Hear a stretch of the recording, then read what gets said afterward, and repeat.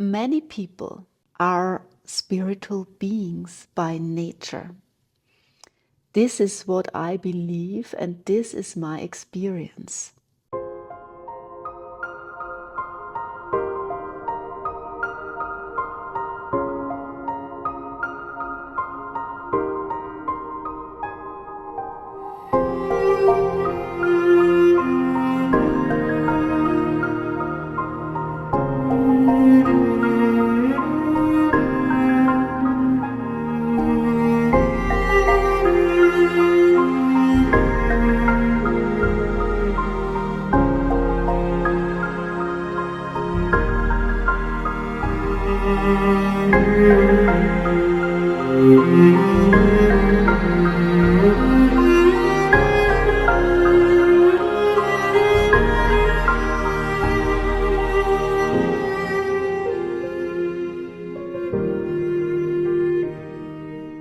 In winter, nature sleeps, but deep down there is so much going on.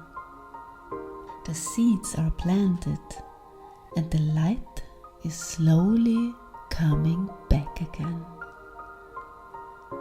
This reminds me of spiritual awakening. I want to share my experience. I have always been aware of my soul, the transcendent, the mystic. But I couldn't talk about it for a long time. And I think this is the case for many. We are spiritual beings by nature, without necessarily having to follow a certain religion or using a certain language. Being spiritual can have so many facets. It's being in the flow of life, being one with nature, sinking into your inner world, receiving visions, creating rituals, experiencing sacred spaces, and so much more. Symbols like runes, for example, can help us. My rune of last year was Kenas, which stands for creativity. This year I have rune Wunjo, which means following my joy. Winter is the perfect time to connect with our inner being, diving deep, listening to your soul, and watching your new projects grow for the year. Today I will talk about spiritual awakening. And to be honest, I hesitated to talk about this topic because I don't really like the term spiritual awakening, because it suggests that before this spiritual awakening process, we haven't been spiritual. And this is not true. At least for me, this is not the case. This is not my experience. I have been always connected with it. Many people are spiritual beings by nature. This is what I believe, and this is my experience. Having spiritual experiences, being in a trance state, connecting with the transcendent, inner pictures, connecting with the spirit world. For all of this, you don't necessarily need a certain religion, a certain spiritual method, or a spiritual teacher. It's all inside you. My story is, and what I experienced is, I had a wide range of spiritual experiences during my whole life without even giving it the name spirituality. For example, if you go to nature and you are in the flow and feel one with your movements, with the nature, this is a spiritual experience. It's even a mystical experience. Or if you are meditating and you just sink into this inner space of peace and wholeness, this is a spiritual experience. My problem, and the problem of many people, was not that I needed to wake up from, a state of not being spiritual into a spiritual state. No. My problem was bringing together my non-verbal spiritual experiences I already had with the term spirituality. My problem was predominantly a language problem. I couldn't bring together my experiences, the qualia of my inner life, with spiritual terms used by society and spiritual traditions. Spirituality, it exists without religion, it exists without a certain tradition, and it even exists without exercising certain spiritual methods. Of course, you can learn a lot and you can train yourself, no question with that, and you can talk with other people and learn from them. But my problem and the problem of many people was bringing together experience with language. And what comes with this is that for a long time, I couldn't really value my already existing deep spiritual experiences. I didn't value them because I didn't know that what I experience is as valuable as a spiritual experience another person described in his or her book, in his or her teaching. I thought that what successful authors or experts or preachers or gurus say is of more value and more worth than what I experience. Because they have this authority, this official authority to say so. I couldn't value my own experiences even when they are of more depth than what someone else says or writes just more eloquently than I could talk about it. Another thing was that I had to find out over the years which kind of spiritual methods suit me. Every individual is slightly different in this. For example, I really like active meditations. I like breath work, and I easily get into this trance state where I get in contact with the material of my soul space, the spirit world, or the transcendent. And on the other hand, it's not so easy for me to meditate for 3 hours in a certain position. It doesn't give me anything.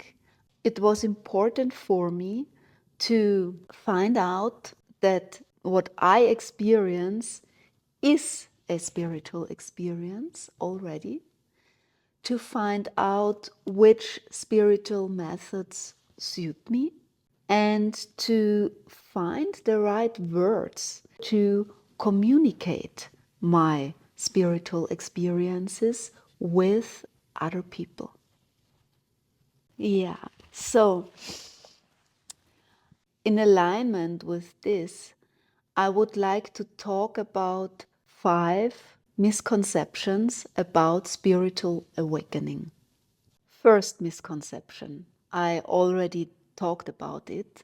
Before spiritual awakening happened to you, you have not been a spiritual person at all. Yeah, this is not the case for many people. This means basically you are not an inherently spiritual person. Spirituality is not something natural. You have to learn it. I found that this is not true for many people. Many people have natural spiritual gifts and natural ways to connect with soul space, the transcendent, inner wisdom, God. And this first misconception leads to a second misconception, that you have to learn spirituality from other people, from teachings, from a religion, from a guru, from a preacher, and so on. This means there is no spiritual wisdom inside yourself already, and you have to get everything from outside, from other people who are spiritual experts, and you are not. This is sad, but it can become also very dangerous. It takes away your spiritual power and makes you dependent from other people. It makes you dependent from gurus, from teachers, from religions, from certain spiritual methods, from what other people tell you is the right spirituality for you. And this can lead to spiritual abuse. And this is the opposite of spiritual empowerment. There is nothing wrong to go to a spiritual seminar, to visit a spiritual teacher, to read a spiritual text, to learn from other people and to communicate with them. There's nothing wrong with this. But in the end, you decide. In the end, it's you who knows, okay, what this person over there says. Does this resonate with my own spirituality and with my own individual spiritual gifts? This is very important for your spiritual sovereignty and also for finding the right path for yourself. Third misconception about spiritual awakening. It's confusing spirituality and spiritual experiences with psychological stuff. It's important, of course, to also look at your shadows, to get to know your psyche, get to know your personality structure, to be aware of your psychological stuff and to deal with it and to become more and more self-aware and be able to communicate those things. That's very important besides being a spiritual person. And looking at your psychological stuff is also important in order to avoid spiritual bypassing. Spiritual bypassing is using spiritual methods, spiritual techniques, spiritual narratives for solving problems which are not being solved with spirituality. Some problems you can only solve with going to a psychologist, making a therapy, being aware of your shadows. I get this point, And I know that this is important, but it's not the same as spirituality. And it's even not the same as spiritual awakening. There are people with deep spiritual experiences who are psychologically not very developed, who have psychological problems, who are not very good in communicating their inside world to other people, who are not very empathic.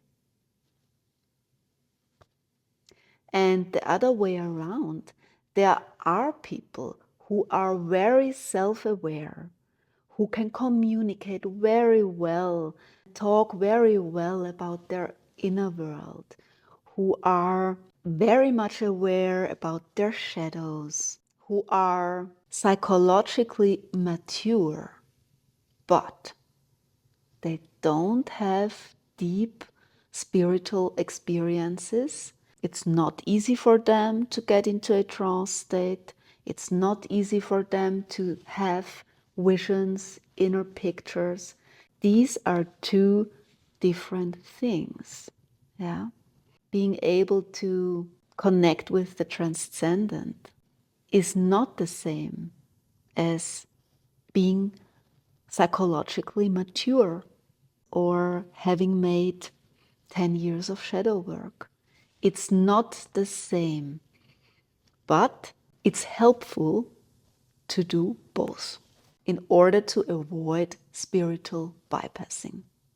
Fourth misconception: confusing spiritual awakening or spirituality with a certain very specific type of spiritual teaching, method, religion. For example, there are teachers who talk about spiritual awakening and who only talk about it in a Buddhist way, or who only talk about spiritual awakening as a way of losing your ego, for example. Becoming empty and not thinking anymore, evil thinking, yeah. Getting rid of personal tastes, valuing, and those things. This is very common in certain spiritual scenes because they are dominated by Buddhist teachings.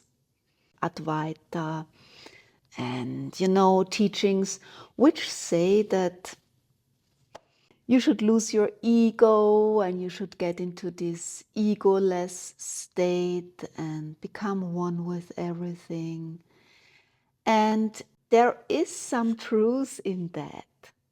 It can be your form of spirituality, but it's only one facet of it. And there are several other types of spiritual experiences.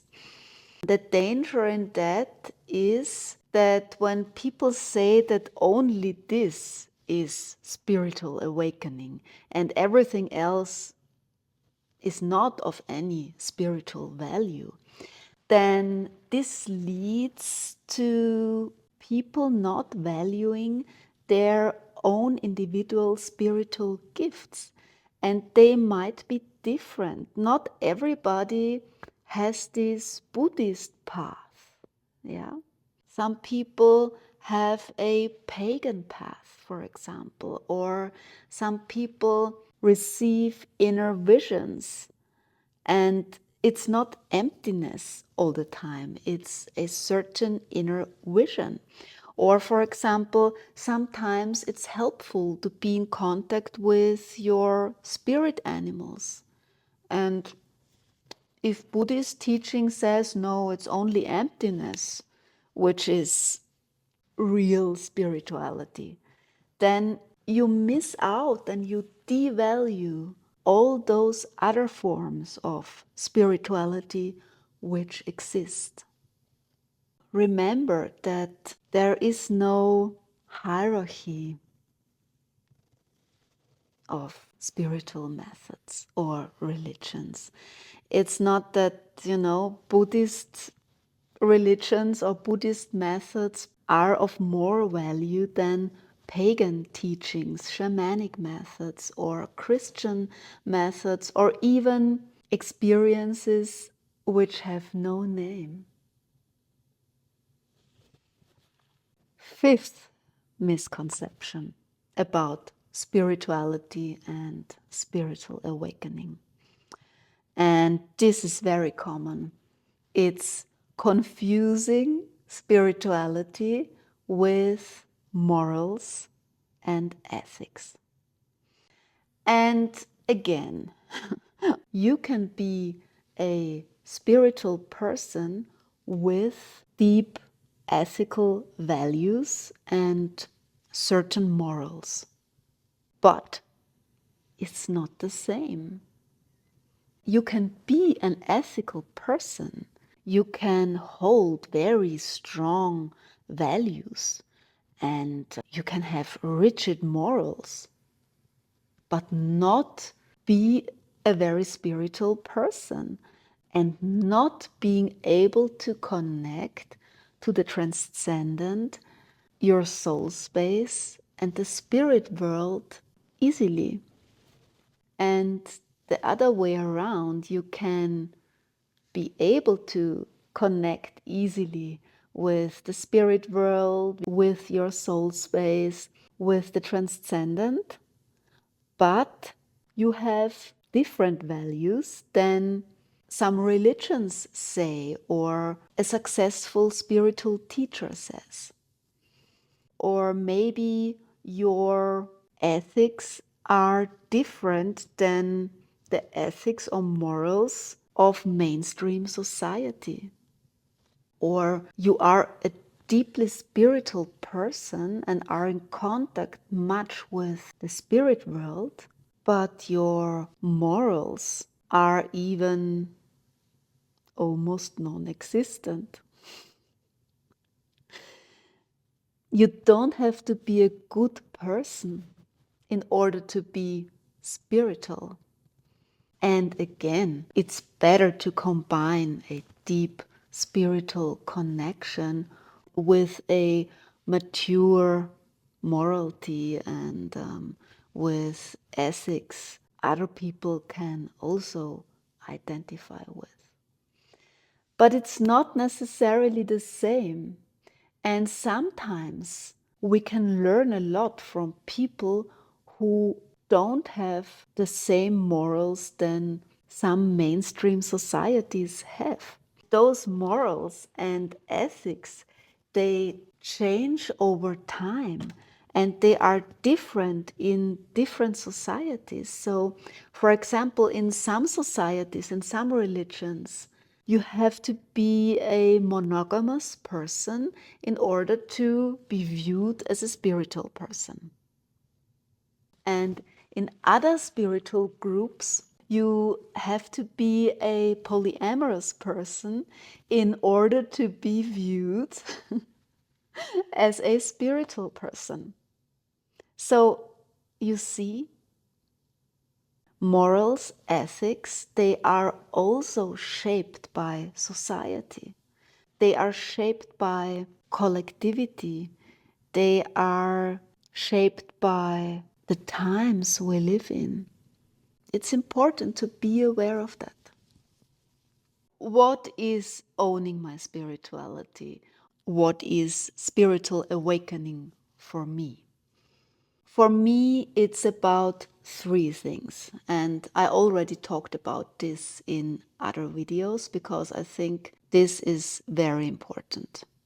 Owning my spirituality means being in contact with my soul space, with the transcendent, with the spirit world. Being able to look inside, sinking into my soul space, being in contact with my intuition, being led from within. The second thing is choosing my spiritual acts by myself. For example, which type of rituals do I like?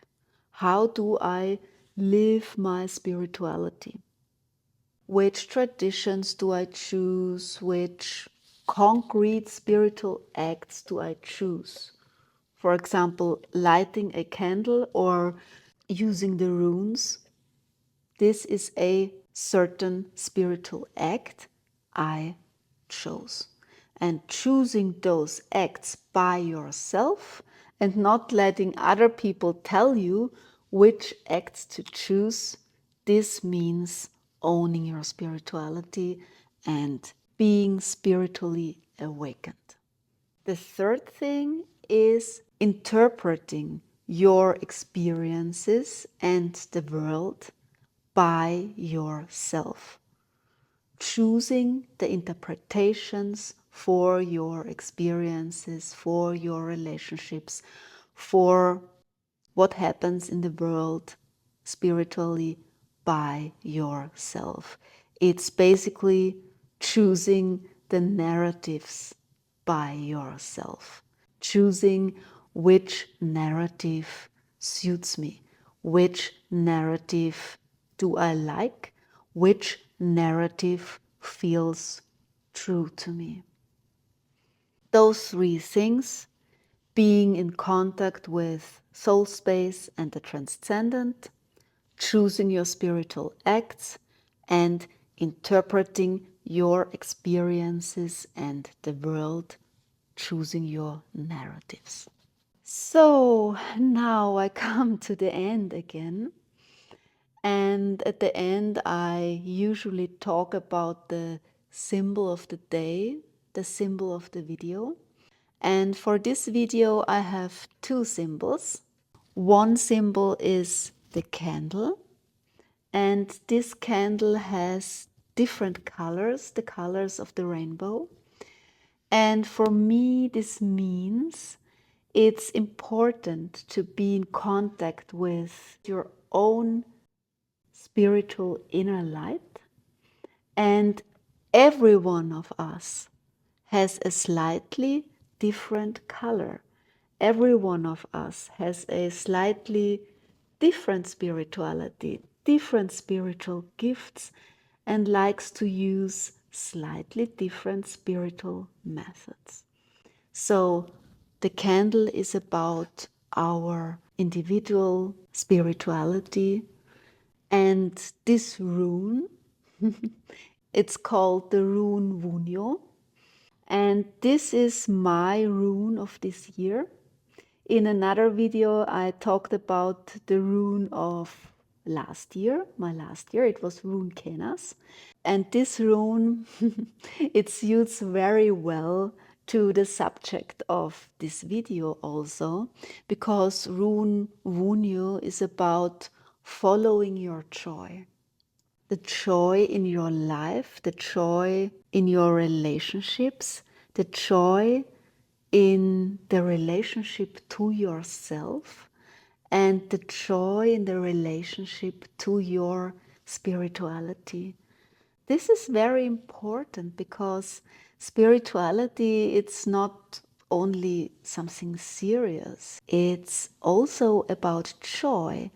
And when you follow your joy and you are in contact with the spirit world with ease because you follow your joy, this is a very good sign that you are on the right spiritual path. And it's also a good sign that you are connected with your spiritual power. Rune Wunjo will accompany me this year with my videos, and it will remind me also in my videos to follow my joy and to choose those topics which are dear to my heart and which it's easy for me to talk about, because They are already inside me. So, thank you for listening.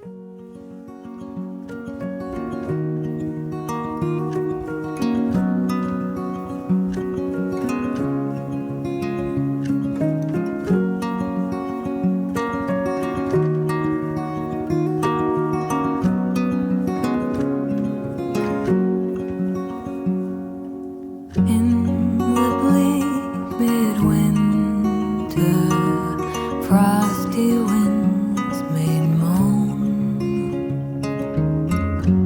Earth stood hard as iron, water like a stone. Snow had fallen, snow on snow, snow on snow. In the bleak midwinter, long ago, angels and archangels may have traveled there. Cherubim and seraphim throng the air.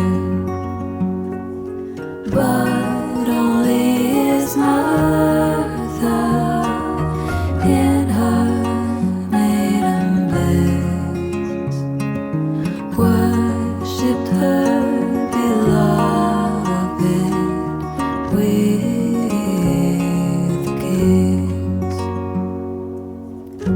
What can I give Him, poor as I am? If I were a shepherd, I would bring my lamb.